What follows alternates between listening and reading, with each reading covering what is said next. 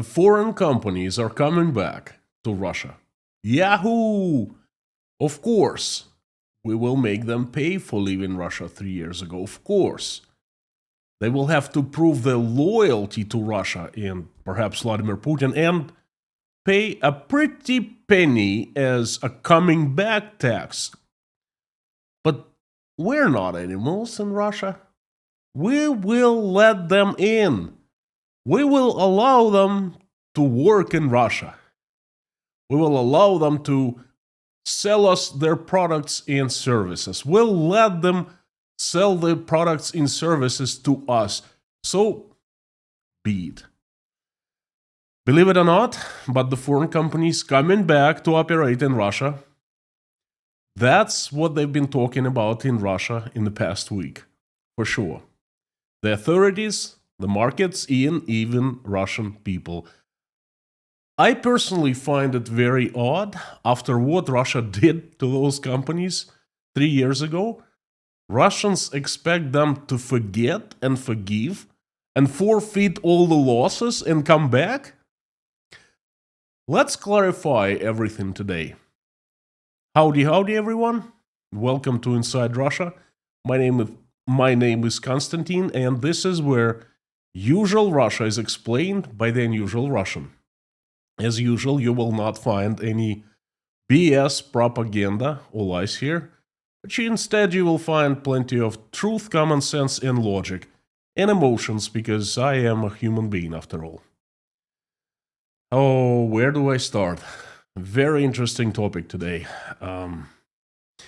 In order to understand if the foreign companies come back to Russia, you need to know how they left. Well, some of you might know, you need to remember. Let me remind you of what happened in brief. February 2022, Russia treacherously attacks Ukraine. And the world reacts. Everyone is outraged. Yes, it seems like many are forgetting these days, but it actually did happen. Everyone was outraged, and there was no question who was the aggressor and who was the victim. Unlike today, the UN, the United Nations, creates a resolution that condemns Russia's actions. March 2nd of 2022. And the countries start placing all kinds of sanctions on Russia. And they start with trade sanctions. Foreign companies start leaving Russia. Now, I remember that well. It happened in front of my eyes, no matter what they tell you. I remember. First, it was IKEA. IKEA meant business. IKEA made an announcement without much fanfare. On March 1st, they said tomorrow, and that was on, I believe, February 28th. On March 1st, tomorrow, we hold everything must go sale, and we're gonna get rid of everything in one day. And on March 2nd, we closed the door everywhere in Russia. And they did just that. Apple followed. They pulled out of Russia in early March. Then McDonald's. Just like IKEA, they announced that the following day they'll be closing their doors. And I actually went and filmed how I had the last Big Mac served in Russia on March 13th. Check this out. Not just a meal, this is a tribute. Tribute to McDonald's, and this is also experience. I have remembered that experience all my life, and I will remember eating this one all my life. And this one I have on film.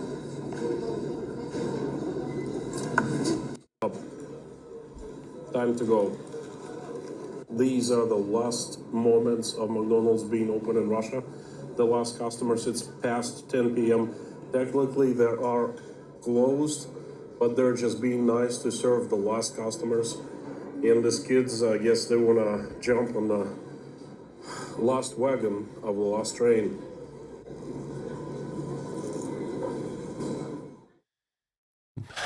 Many companies left fast. some companies, it took them longer to leave. Most left. But there are actually some companies that are still operating in Russia. They never left. I believe such heroic companies need to be shut out, and this is exactly what I'm gonna do now. So the whole world knows them, and you know who they are.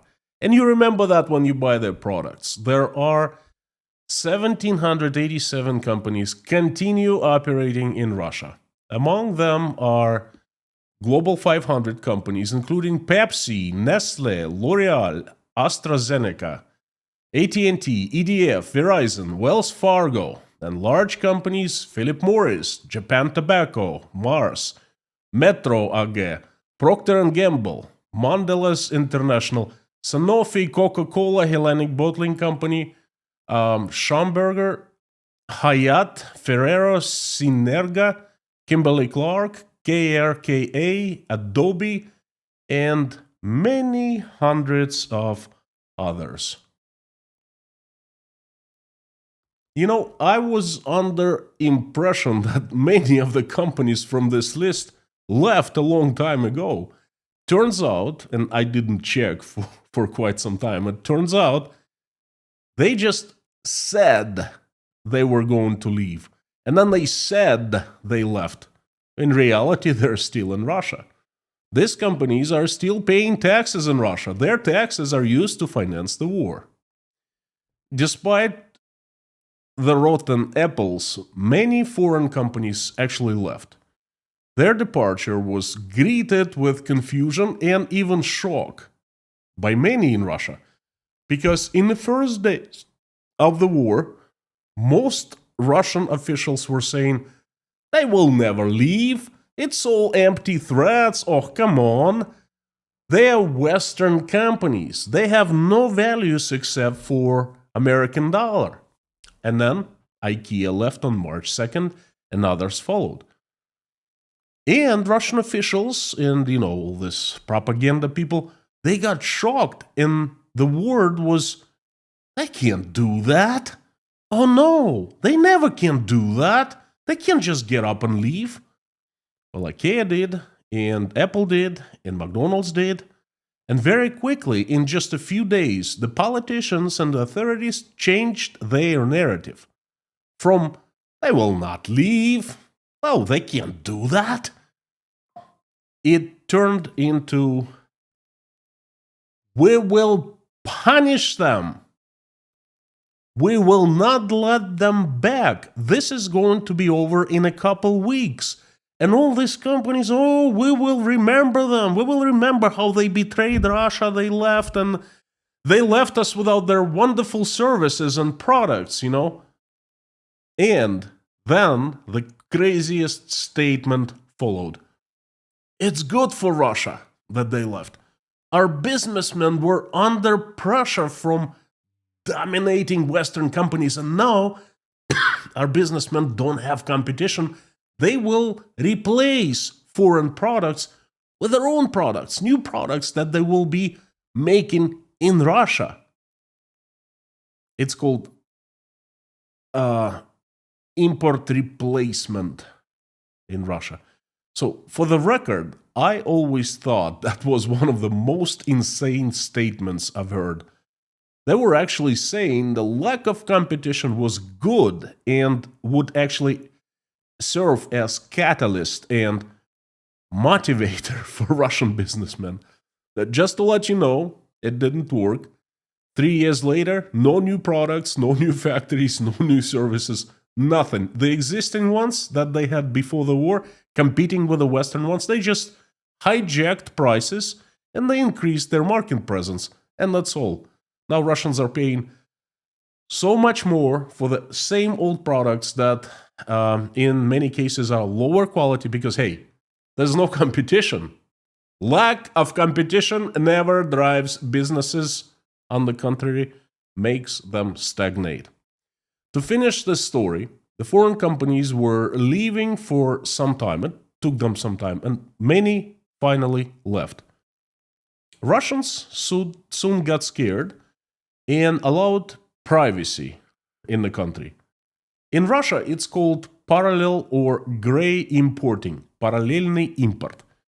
Before, it was strictly illegal in Russia, but then after the start of the war and when the company started leaving, they legalized that. It is importing products through third countries without manufacturer's permission. Russian propaganda bragged so many times that the international trade sanctions are not working. And they gave many examples. They said, oh, look, Apple has sanctioned Russia in the first days, but you can still buy Apple iPhones everywhere in Russia. And you can buy BMWs from Germany, and you can buy Coca-Cola. And they're absolutely right. They were right, and they're still right. You can buy it all in Russia, but at much higher price than before, and you don't have support and warranty. And in many cases, you don't have spare parts. Because for those companies, Russia does not exist on the map. Russian market does not exist. To get those products, a trading company must now go to Dubai, set a local company in Dubai, buy a bulk of products, say 1,000 iPhones or 10,000 iPhones, then go to Uzbekistan, set up a local company in Uzbekistan, ship, sell iPhones to own company in Uzbekistan, and ship them to Uzbekistan. Then they have to repeat this process in Kyrgyzstan. Go, set a company, local company, ship all the iPhones, sell them to a local company from Uzbekistan to Kyrgyzstan, and only after that they can ship to Russia from Kyrgyzstan. Instead of direct supplies, now it takes Russian trading companies half of the globe to navigate and quite a few countries to go through to actually deliver products to Russia. And there's a great risk that such trading company and individuals would be placed under the sanctions for circumventing the sanctions. And that's gray importing for you. That's much more expensive, takes so much longer. And actually, it's not that, great. Now, 3 years passed. It's 2025 now.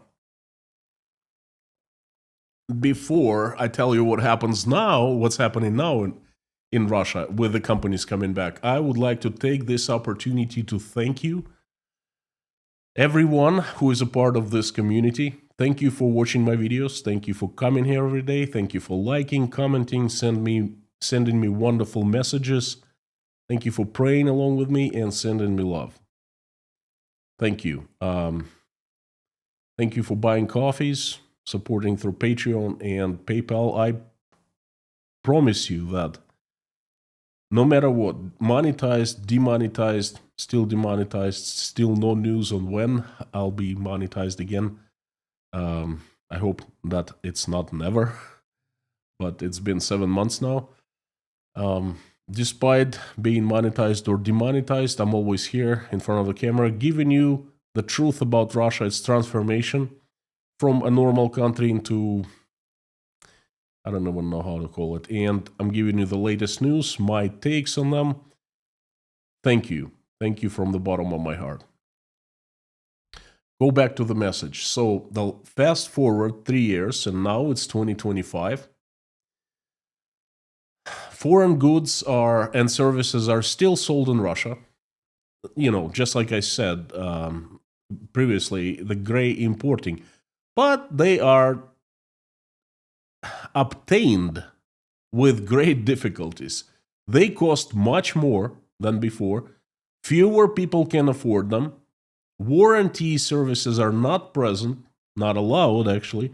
And there's a constant danger of products being blocked online by manufacturers. For example, there have been 3 or 4 scares in Russia that iPhones would actually turn bricks because Apple would stop, Apple would turn them off, iPhones of everyone who is in Russia. And that's a real risk. It can happen. And other companies do the same. For example, Porsche did that with cars, and now you can't get any software inside Porsche. You just can drive this car. But Porsche is so much more than that, not available in Russia. So you still can buy iPhones, Mercedes, and Coca-Cola in Russia. That's a fact. It's just these companies are not present in Russia. And all of a sudden, there's a talk right now in 2025. There's a talk of lifting sanctions from Russia. Now, this is not what I want to discuss right now. That's a political issue. It's a completely different live stream and completely different message. My today's live stream is about economic issue, about companies coming back to Russia. So the Russian authorities and politicians have started actively discussing foreign companies coming back to Russia. When and how? That's the talk of the country now. Like I said, the markets, you can see it on TV, you can read it in the newspaper, on the internet, and different media. The authorities are talking about that, and people are talking about that, because people actually want foreign companies back. People like their services. People don't want to pay much. People want to have freedom to choose anything they want to buy, okay? The narrative changed from let them go, it's good for Russia, let them go, and we will not let them back, we will think twice before allowing some companies. It's changed to let's work together in Russia again, please come back and sell your wonderful goods. I personally hate turncoating. I hate when companies and countries and politicians and people turncoat. I saw massive turncoating in 1991 after the USSR collapse, when hardcore communists woke up and overnight they turned from the communists to people who hate communists and they're Democrats. And when we were asking them, I said, no, I was just pretending to be a communist. Of course I like democracy. Come on. I saw that. I was 16 years old and I hate it. That was so low. Turncoating shows lack of foundation, values, and decency. And I'm seeing that all over happening in Russia again. Moreover, Russian authorities are so double low. They are showing Russian public that they are so tough and rough on foreign companies. Oh, you can read in the media, we will fine them for leaving Russia 3 years ago. And the Western companies need to publicly apologize for Russian people. They gotta pay. We're gonna prosecute them and this and that. And in reality, behind Russian people's backs, without much fanfare, they started calling large Western corporations to promote and negotiate their return to Russia. Russian authorities, being Russian authorities, I personally can't stand them. Please forgive me for this personal, emotional outbreak, but it really touches me deeply.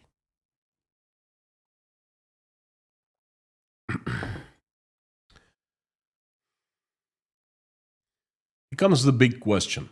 Will foreign companies, those which actually left, the good ones, the decent ones, will they come back to Russia? To answer this question, let's imagine that all trade sanctions are lifted by some magic like that. That I don't think will happen anytime soon, for the record. But let's pretend. Let's play a game. This is what I think.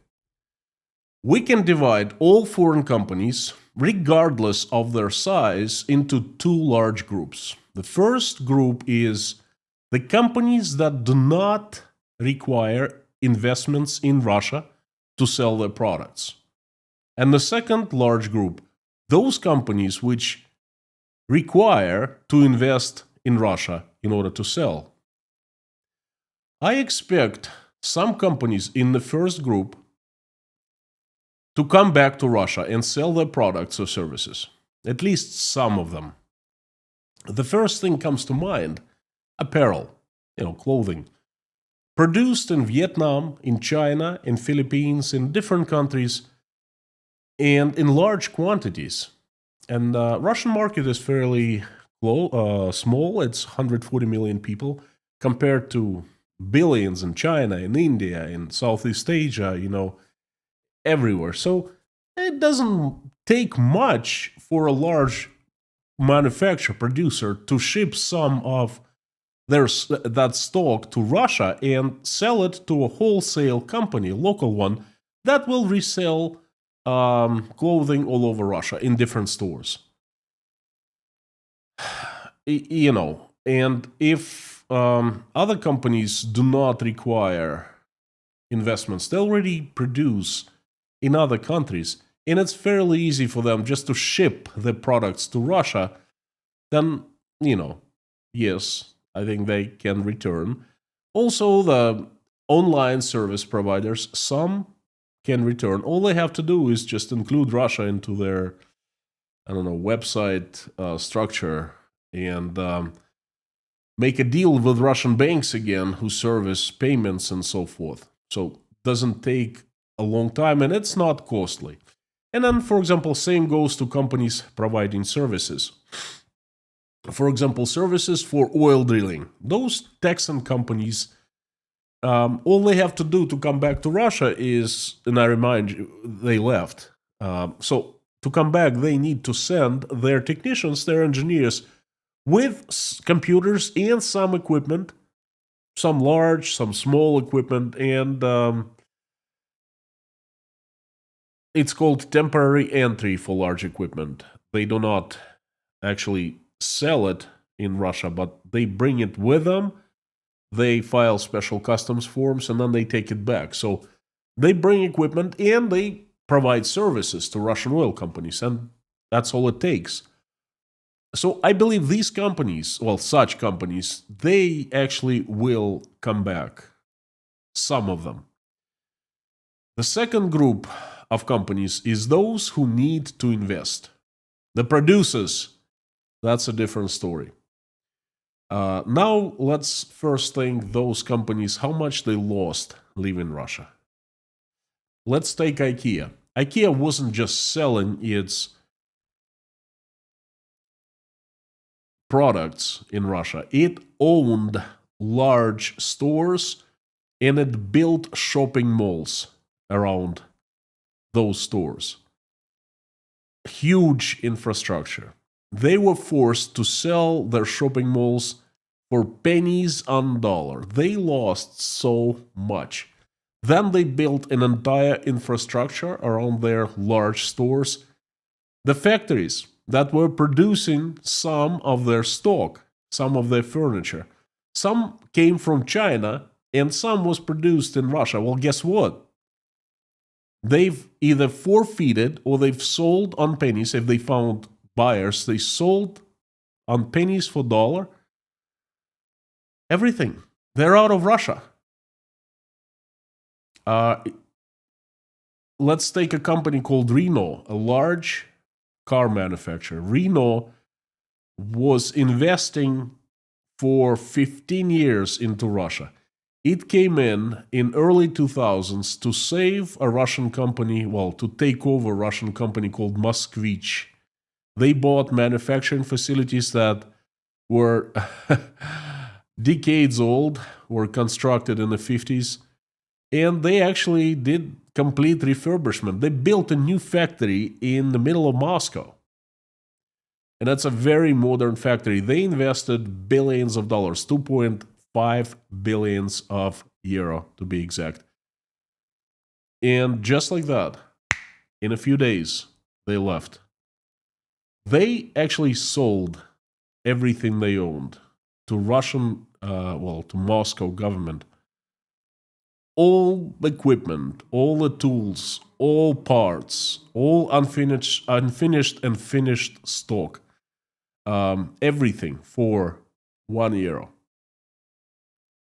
€1, or perhaps even 1 ruble. Imagine 2.5 billion euro in investments. That's almost $3 billion. Now, let's imagine, what does it take for IKEA? I mean, there are many companies like that. Carlsberg, the known comes to mind. General Electric, Siemens, well, you name it. That there are so many large manufacturers who are basically forced to leave Russia. They made their voluntarily decision, but they couldn't stay. You know what I mean? So let's imagine what it takes for those companies to come back. To them, Russia is a new market now, and this is how decisions are made in a large corporation to penetrate, to enter new market. You see, a global corporation is consists of many parts that compete with each other. In sales and marketing, the world is divided into large parts, usually continents: South America, North America, Europe, Asia. And Russia is usually either part of Europe or part of Asia, depending on the company.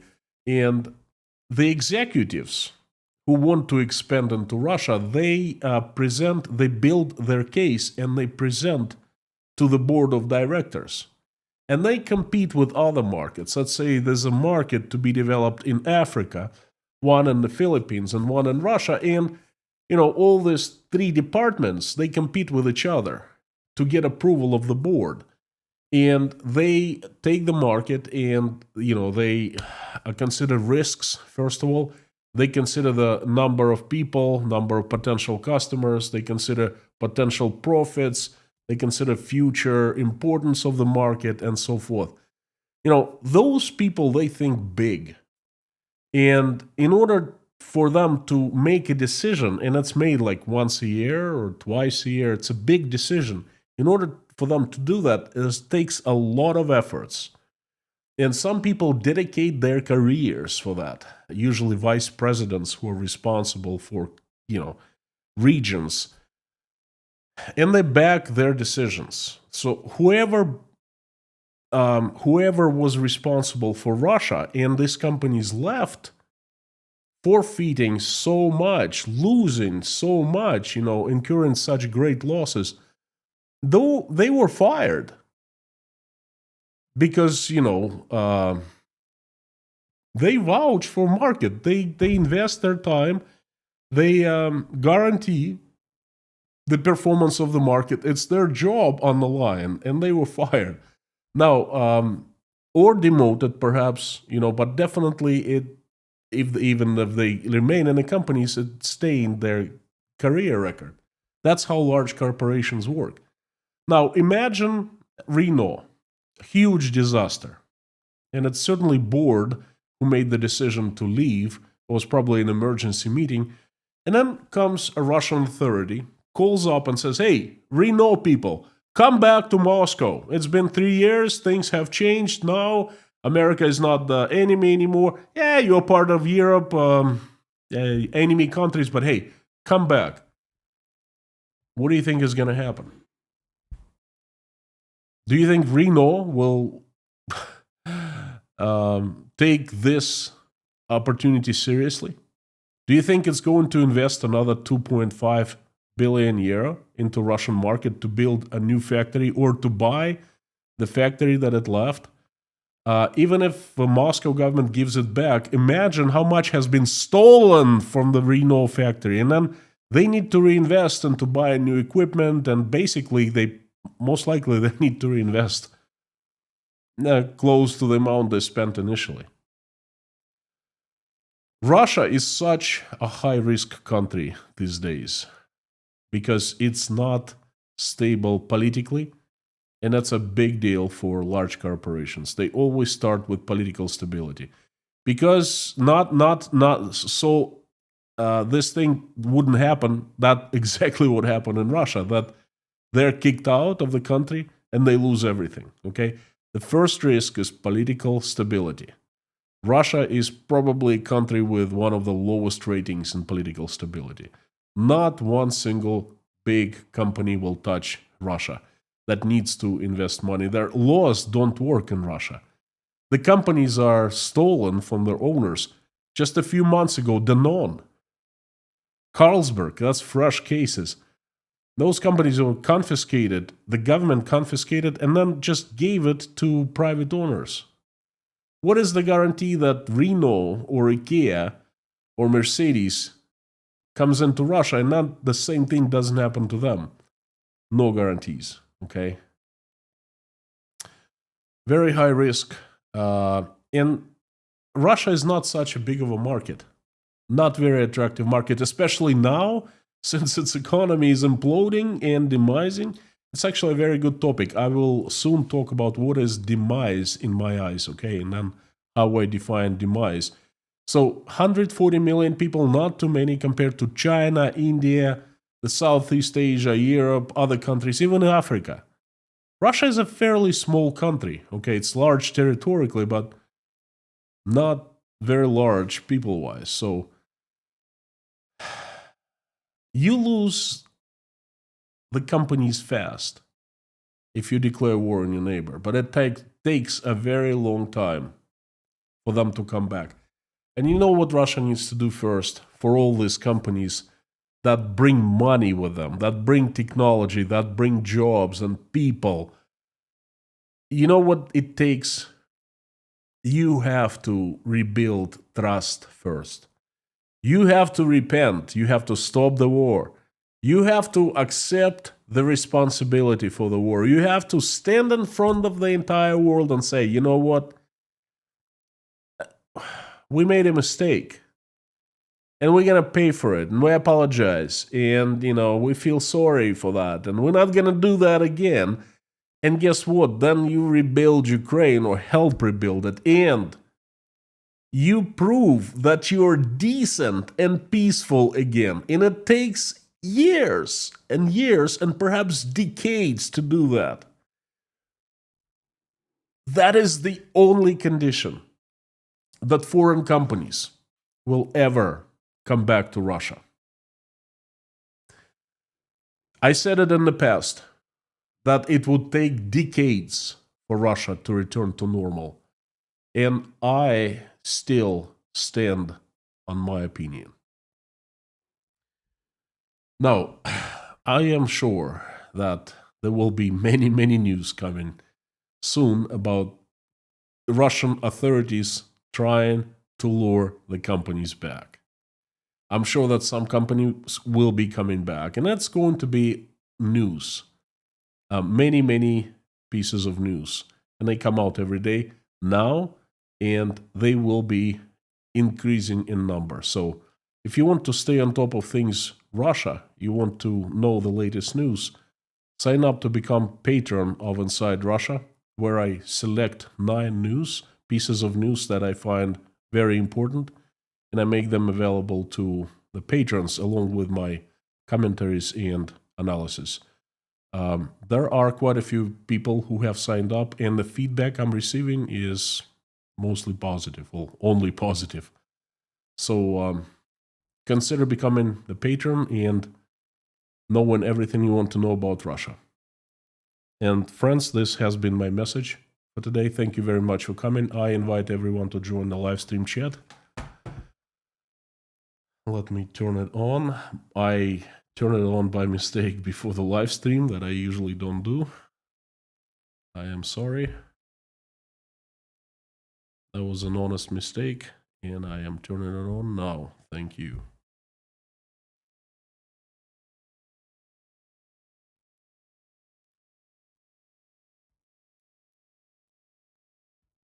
Just give me a second here to tune everything in.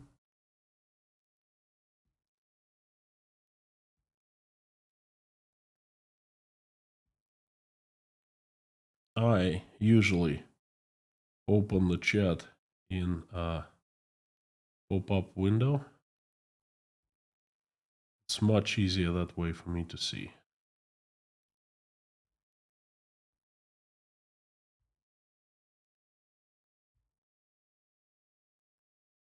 Okay, excellent.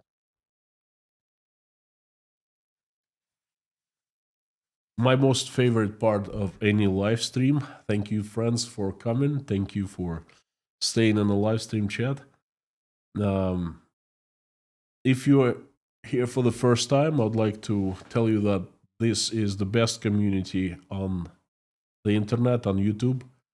And it's because we have the best moderation team: Lorna, Mami K, Harry Potman, Bob S, Amir, and Dirk. Thank you, friends, for coming. Thank you for making this community a pleasant environment, a pleasant group of people. And a word of warning to everyone: please do not mix in American politics into this. You know, things are bad enough already. We just don't need to fight here. So please stay away from it, okay?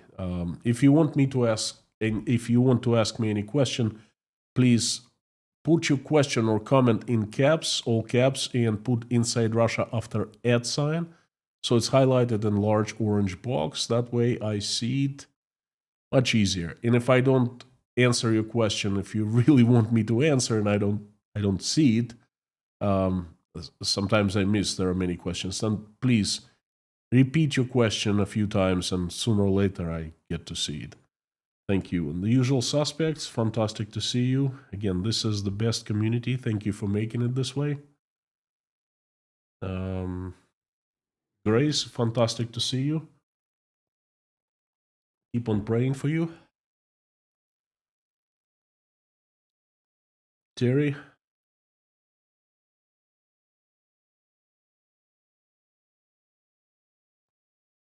Thank you so much again, Grace. Thank you very much.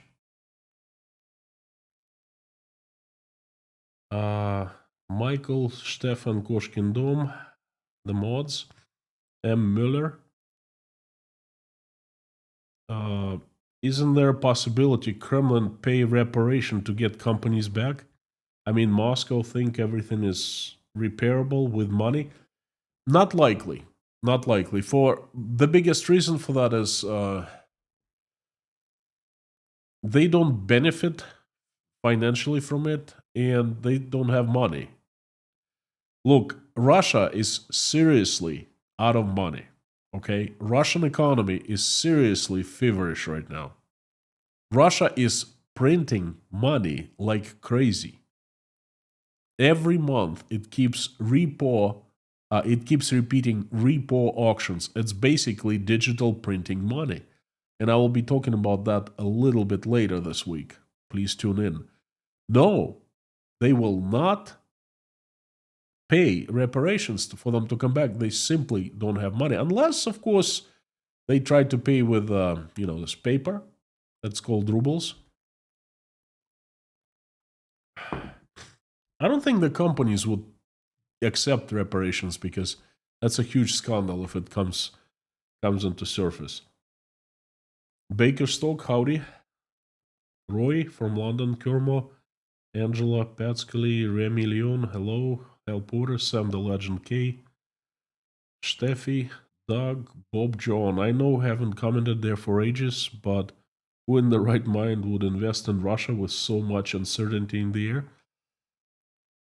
This is exactly why my stream is about. I made the stream about this. I want to show that there are talks, there are serious talks about Russian foreign companies coming back to Russia. It's crazy, but that's that's what's going on. Andrew Hodson from South Africa, howdy. Keith, hello, good to see you. Thank you for the coffees. Stefan, having worked in auto industry for 30 years, I can absolutely subscribe to your assessment about Renault or any other car maker. Stefan, thank you so very much. I don't think there can be two opinions about that. I am just a voice of common sense. And you just proved it. So thank you. Danke schön.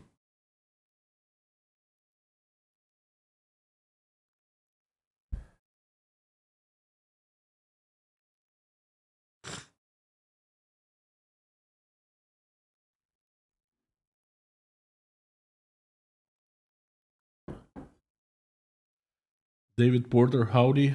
Good to see you. No peace or end to the war anytime soon. Looks like it will spread. Very depressing. David, I don't know what to tell you. I keep on praying for the end of the war to come for Ukrainians. So God heals people affected, answers prayers. I pray for you and your family and for people of Chernovtsi. It's depressing. It is very depressing. Terry, good to see you. Small White Wolf, good to see you. No long time no see. Ted Brooks, for your eyes, for your information, finding it harder to get you on YouTube than it was before. Aussie Ted. Well, Ted and everyone, I know, and I apologize for that. The reason for that is YouTube is demoting my channel, and I am still working on the video. I know why. I have found out the reason. Most likely YouTubers and Google, they're doing it on purpose. And I know the reason. So what can I do? I've been trying and so far no results. I find it absolutely unfair what they're doing it to me, and I find it, to me, it's devastating emotionally. Because you know what, I'm working hard, very hard, to produce these live streams. I want my word, my messages to be spread as much as possible. And I'm going against the wind. I'm going against Google, YouTube, this huge corporation, one of the largest corporations in the world, is against me. And I'm just one guy sitting here in front of the camera, you know. So, Ted, you're absolutely right. It's becoming harder and harder to find me, but I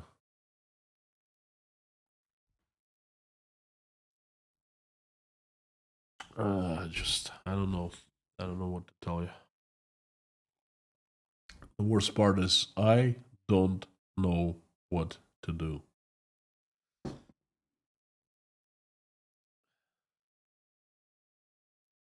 Terry, you had me sitting on the edge of my seat today. Terry, did you enjoy the message?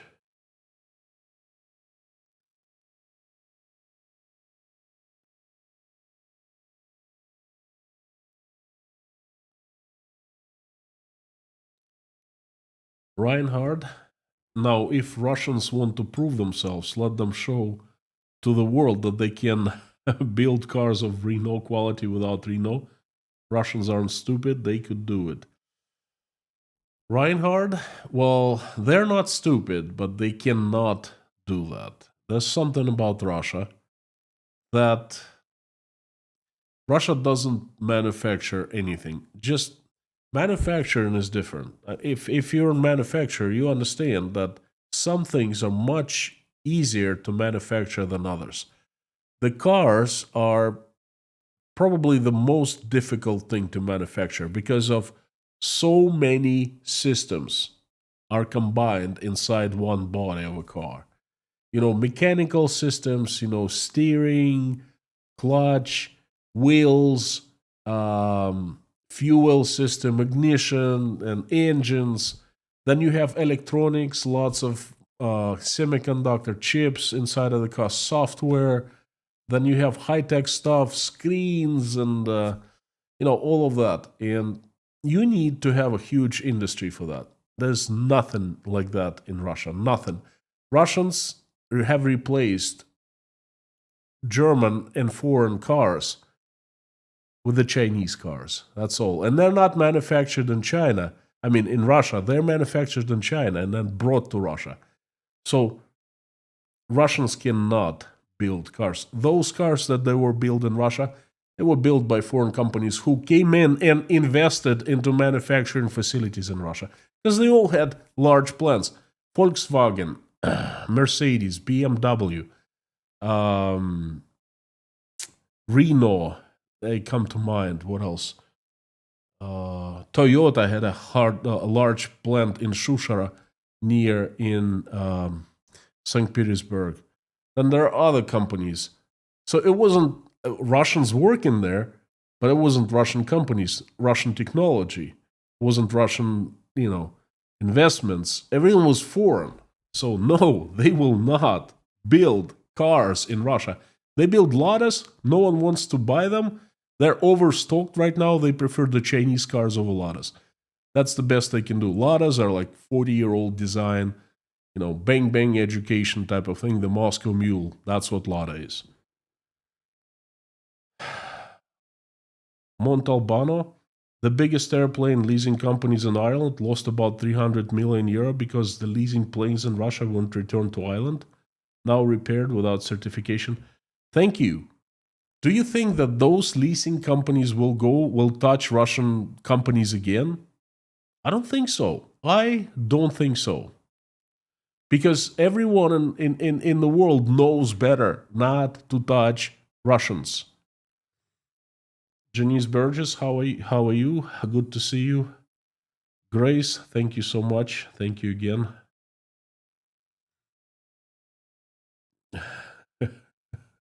Lorna, thank you so much. I also warned everyone to be civil and not to discuss politics, US politics. Let's discuss Russian politics. You can talk about Putin and other politicians.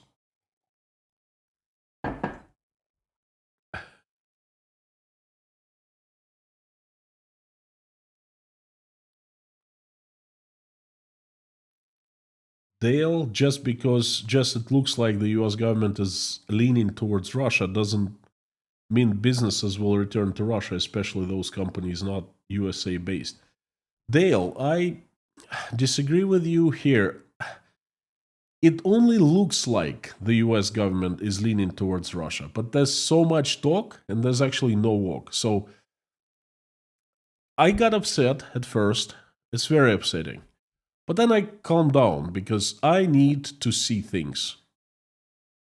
Okay?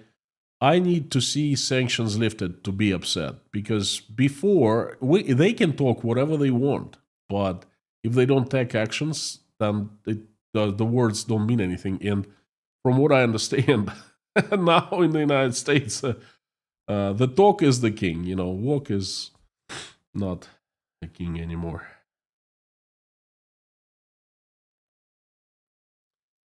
So let's calm down about Russia and USA direction. Russian market is way down because there's no action. It's talks, but no action. Okay.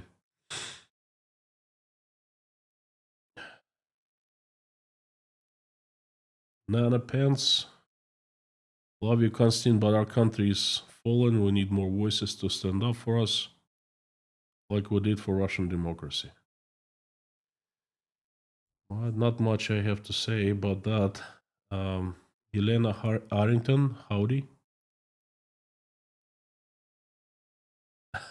Had a dream about the mods banning me. It was a nightmare. Terry, I don't know. I think you have immunity from banning.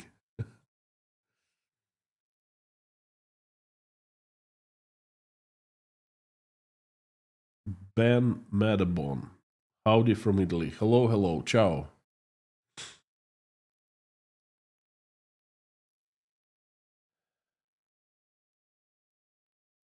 Illustrate life. Is it conceivable that 500,000 North Koreans and possibly additional Chinese could be deployed? They could overrun Ukraine and other territories. Mark Rubio. Did he say that? I don't think it's. Well, do you understand what 500,000 people, soldiers, is? Do you just picture in your head? Now, Russia acquired 12,000 North Korean soldiers, and it was a very big task to transport them, to station them, to feed them. Okay, that's not easy, just 10,000. Imagine 500,000. That's telltales. I don't believe in that. Possibly additional Chinese could be deployed. I was going to say trust me, but no, you know what? I think this is not about trust, but I am absolutely firmly sure that Chinese will not deploy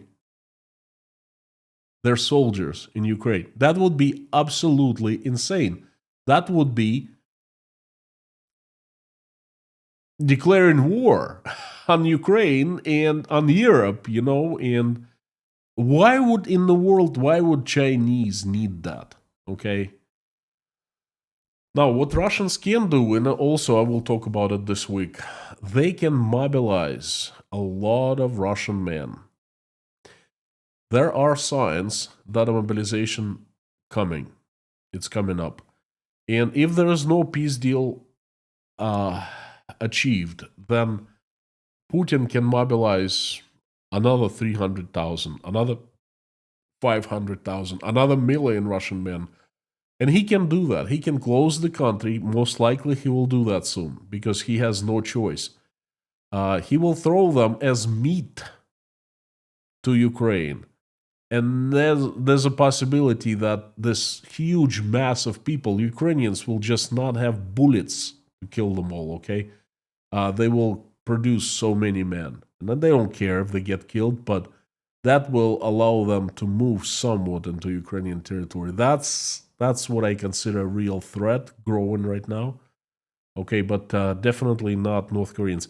North Koreans can send, same thing, another 10,000 troops to Russia. But hey, those 12,000, they disappeared, by the way, in Kursk. There are no more. Just like I said, they would be thrown as meat before in front of Russian soldiers. You know, the Russian commanders obviously will sacrifice the North Koreans first rather than Russians. And that's exactly what happened. Okay? So I think that another 10 or even 15,000 can be sent. Hey, Kim sends his very good units, very good soldiers, and then he keeps losing them. They disappear, they get killed. Do you think he needs that? Do you think he needs to weaken his own army? I don't think so.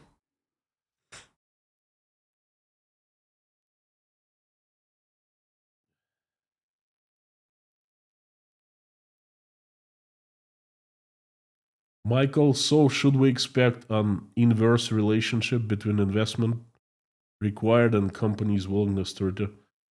Michael, I'm sorry.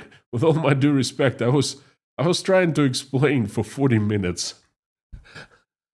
I think I had a good job. I don't know. Perhaps I didn't explain it well enough, but what can I say? I don't expect large companies who require lots of investments to come back to Russia.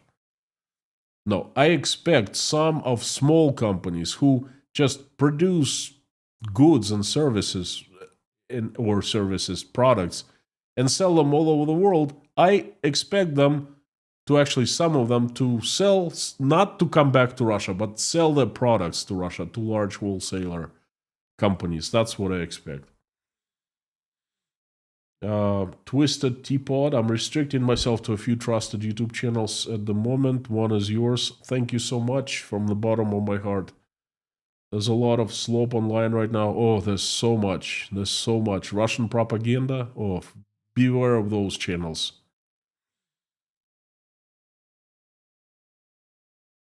Dan Olet, hello from Quebec. Dan, I spent 8.5 years. I spent a year in Portland, Maine, and 8.5 years or 8 years in Old Orchard Beach. That's where a lot of French Canadians come to vacation in the summertime. So I don't know. You probably have heard of Old Orchard Beach, Maine.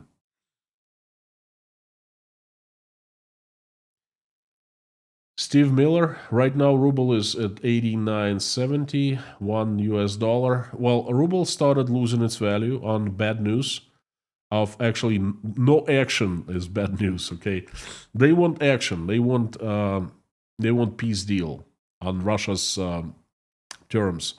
And no peace deal, it's bad for Russian market and it's bad for Russian economy. So I will be covering either tomorrow or on Thursday a large live stream about Russian economy. Please keep on tuning in. Keith from Hawaii, thank you for the coffees that you bought. I really appreciate that.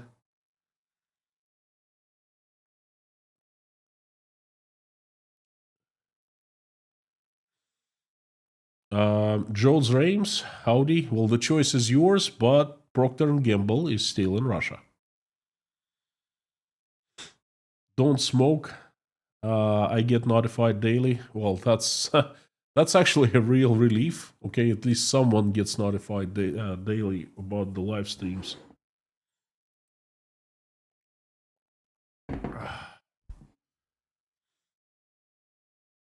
Mr. Fixit, please keep Odessa, Ukraine in your thoughts. They're being heavily attacked right now.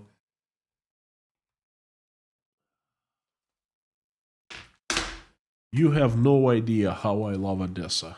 I spent 1 year in Odessa. Most of my time in Ukraine I spent in Odessa. I used to work for a company with headquarters in Odessa. I love so many things about that city. I love people. I love everything, you know. One of the best cities I've ever been to, Odessa. Well, Odessa, it's not the right pronunciation. It's called Odessa. You have to soft E, Odessa. Okay. And it breaks my heart to know that they're bombed. Just animals.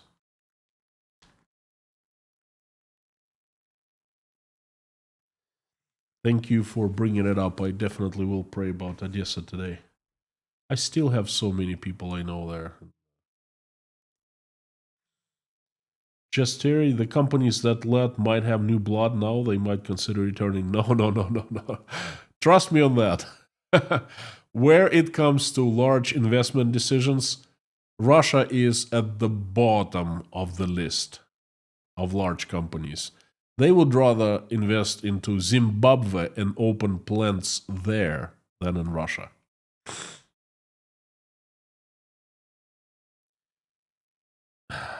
Basically, before 2014, Finland had a lot of trade with Russia. After 2022, trade was practically has become zero. I believe if someone returns now, they face a total trade embargo here. You're right, and you're so right. I used to work for an international energy facility construction company. The company had origins in Odessa, Ukraine. Then I worked in the Moscow office, and we had a joint venture with a Finnish company called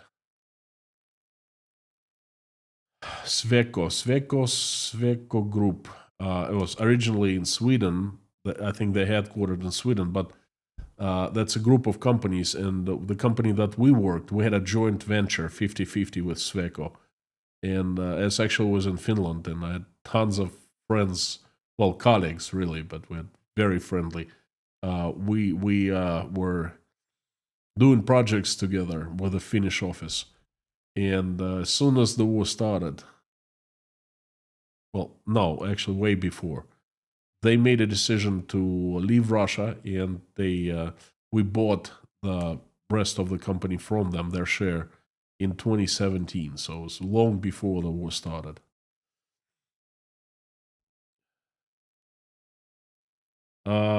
Friends, please, English only. We don't understand German. I'm sorry, you're writing something about President Zelensky had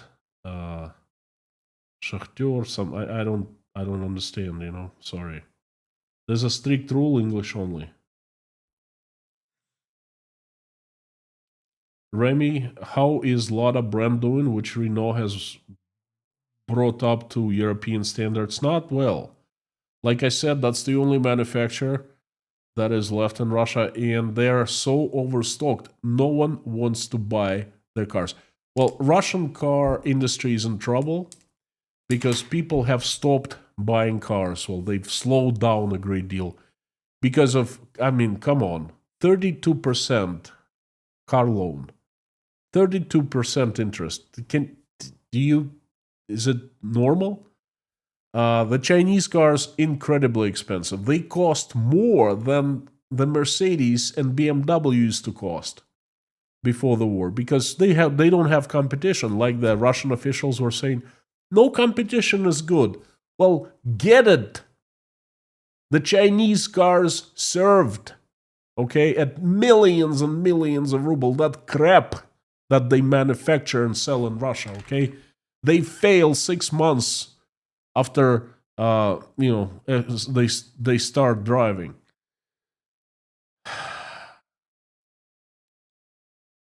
Lada even loses to the Chinese cars because it's just like I said, they cannot manufacture much in Russia, definitely not cars.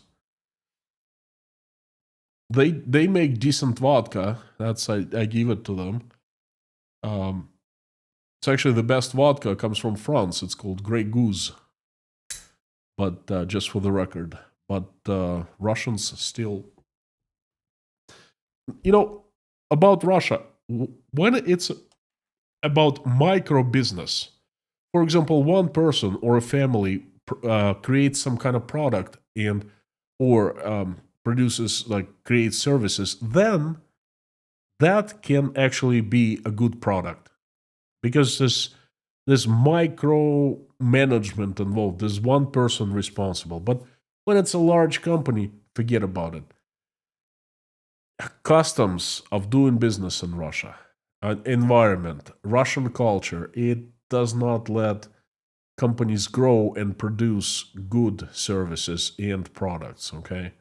There was a glimpse of hope at the early years of Putin when he still did not ruin Russia, still have not ruined Russia. And when Russians started breaking from the USSR past, okay, 2000 to 2005 to 2003, we started seeing hope. We started seeing the country that can become. And it was not beautiful, but actually decent. And the rest is history.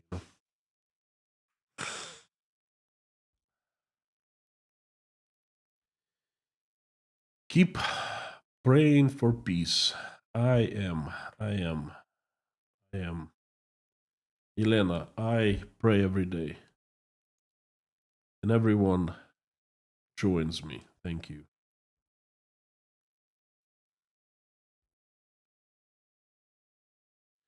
The underdog and everyone, we're not discussing the US politics. Why do you insist on bringing it up here? You all know what's going on. It's your country, or, not your country, but country of your neighbor. This is about Russia, not about the USA. I do live streams and videos, mostly without comments, without live stream chat about that. So watch other live streams that I do. Watch the one I did about what happened in the Oval Office a couple days ago. Comment there, not right now. This is not the place. Angela, it's always about the money. That's the bottom line. Almost always. I'd say there are some companies that still with principles. And the company I know that shines is called DuPont. It's a chemical company. It's was among the first left Russia.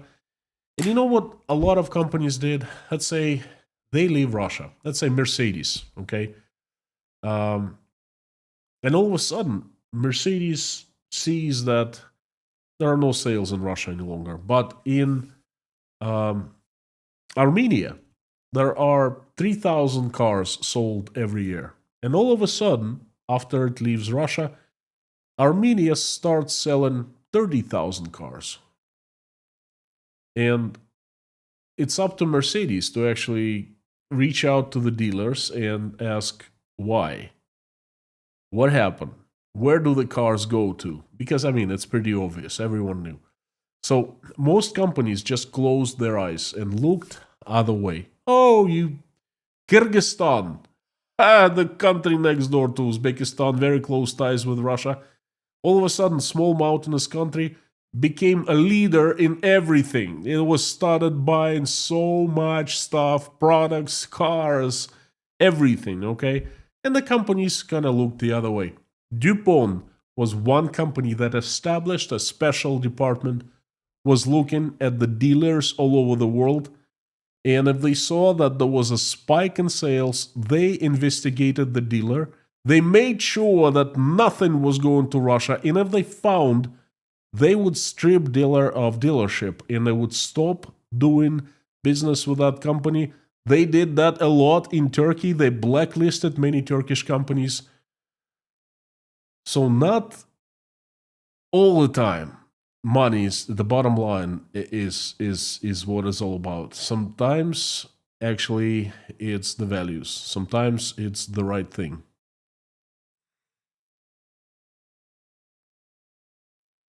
Vera, Jake Bro avoids demonstration but not playing clips or exploding drones, but instead links below. Have you considered that? Jake Bro avoids demonstration by not playing clips or exploding drones.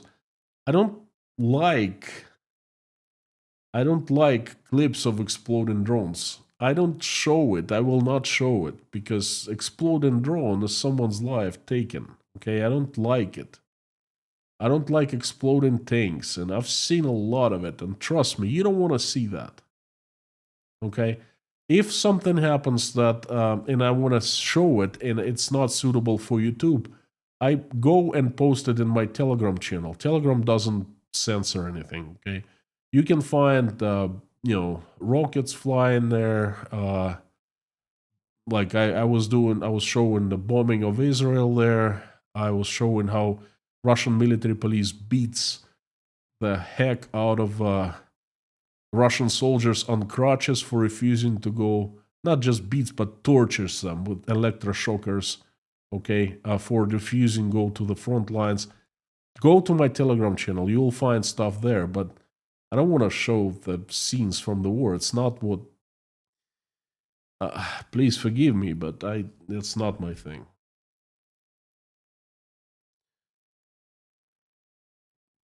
Don't smoke, thank you.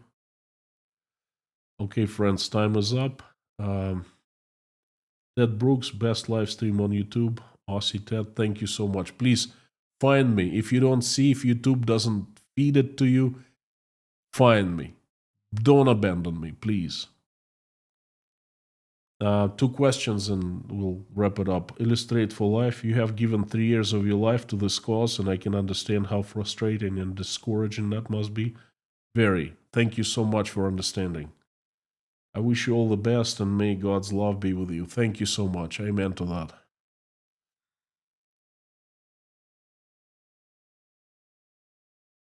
If you move here, I have probably finding you. It's good to find you, my feet. Thank you. Bob John, when you think about how much Russia has lost, just try to regain a small piece of the power they lost at the USSR. It's honestly a bit pathetic, isn't it? I talked about it a lot at first. I said, look, we have lost so much already. The damage is done, and now it's obvious. Now everything's falling apart. My life was lost. My country was lost. My culture is lost because Russian culture now has been demonized for a good reason.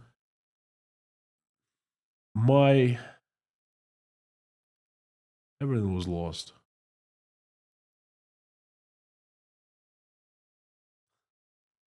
I don't even know how to answer your question. That's very personal. And about ruble, don't look at the exchange rate. Friends, you will see ruble devalue so much very fast, so fast, in a matter of 1 or 2 days. They are artificially making the exchange rate, okay? Russian ruble is worth so much less now. It's being traded at around $90, 90 rubles for dollar now. Don't disregard that, okay? Look through that.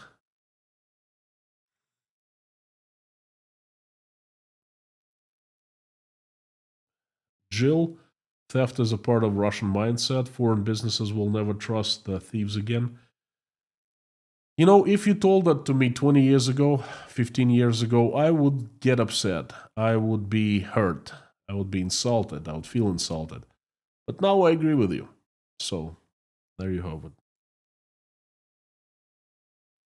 Forget they need Nord Stream 1 2 without. Resurrection economy is a pipe dream. Craig Hughes, you're right. Friends, I would like to finish today's stream. Thank you so much for coming. Thank you. I invite everyone to join a prayer with me. Let's pray for the end of war, for Chernovtsi, for Odessa, for Ukrainians, and for, I guess, for the good Russians who are suffering also, and a lot of them, a lot of us are. Let's pray for Ukrainians who has been affected by this terrible war, and then so God answers their prayers, makes their wishes come true. Let's do it. Dear Lord Jesus Christ, thank you so much for you giving us this day. Thank you for putting food on our tables and giving roofs over our heads. Thank you for surrounding us with the loved ones. Thank you for our families. Please give us wisdom to keep the skies above our children's heads peaceful and safe. Please give us wisdom to raise our children that they will make this world a better place. They will fix it. They will live more righteous lives better than us. That they will never engage in any wars. For now, please keep our children safe and healthy. Dear Lord, I'm asking you to stop the bloodshed in Ukraine. Please stop the attacks, bring peace to the country, help all the Ukrainians, those who have been affected, answer their prayers and make their wishes come true. Please help the country. It needs peace, it needs break, it has suffered so much. Bring peace as soon as possible. Bring peace on the terms of Ukraine. I am asking to reach out and touch the hearts of those who are capable of making this decision. Fill their hearts with love, remind them they're still human beings and there's still love inside them. So they wake up and make that decision. And please help my country, Russia. Assemble your strongest angels with sharpest swords into a large heavenly army and have Saint Michael lead it.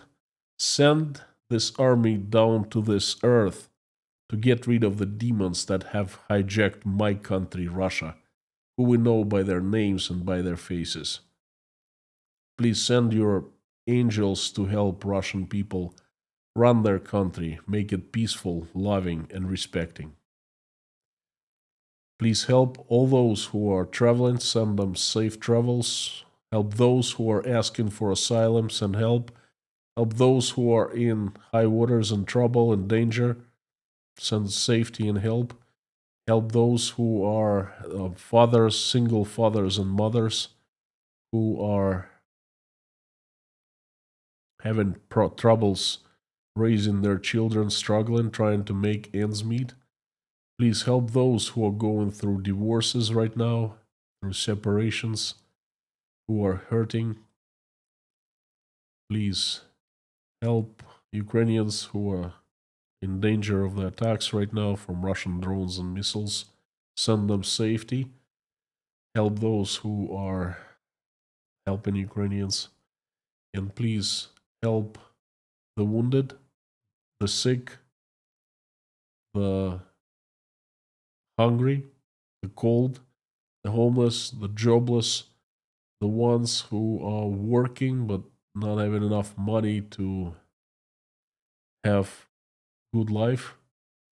Help those who are suffering from depression, losing their faith, who are betrayed, backstabbed, who are hurting, who are crying, who are losing hope, who are not feeling well about themselves, and who are feeling abandoned and alone.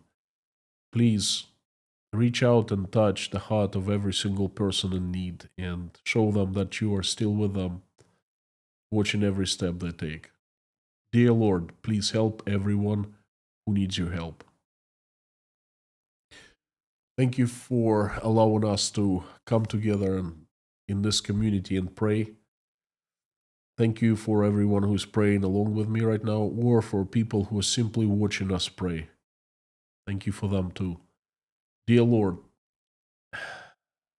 please help everyone who is here right now, answer their prayers, and make their dreams come true.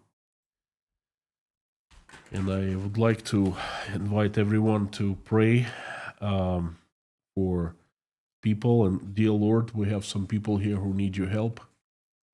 They are Ron Bozoid, Sandra Workman, Teresa, Jeff, Karsten, Janice Burgess, Ann Larson, her daughter Hannah, Jeffrey S. and his family, Katharina Holm, Alex, Mark, Hank's sister, Tom W., J.R. McKim, Gabing with Gary, Lisa, Harry Potnin, Terry, John McLean, Linda, Paula W., Frank from Texas, Dennis, Jason, Susie, Tim, Dory, Rhonda McGillis, John, Taylor, Wayne, Dave, Don, Darla, George, Pamela, Meta, David Porter, his family, and everyone who is in Chernovtsi. Leif, Randolph, Grace, Dean Spooner and his church, Elena, Natasha, Michael, Jake, Oля, Dasha, Sky, Svetlana, Sergey, Liz, Ron, Liz, Koshkin Dom, Sandra, Mike and Mike, Petra, Joseph, Melissa, Jodes, Millie, Philip, Eileen, Highwayman, Pamela, Denise Abbott, Renata, Janice Burgess, Jeff Gibson, Derek Martinez. Dear Lord, I am asking for people of Odessa, please keep them safe. People of Ukraine, no matter where they are, then under attack of Russian missiles and drones, please keep everyone safe. I'm asking for a member of our community, David Porter and his family again, and everyone who's in Chernovtsi. I'm also asking for America. A lot of people need help there. And I'm asking for Russia. Please bring the country back to light, or help Russians bring it back. Dear Lord, thank you so much for Jesus Christ. Thank you for giving us this day. Amen. Thank you, friends.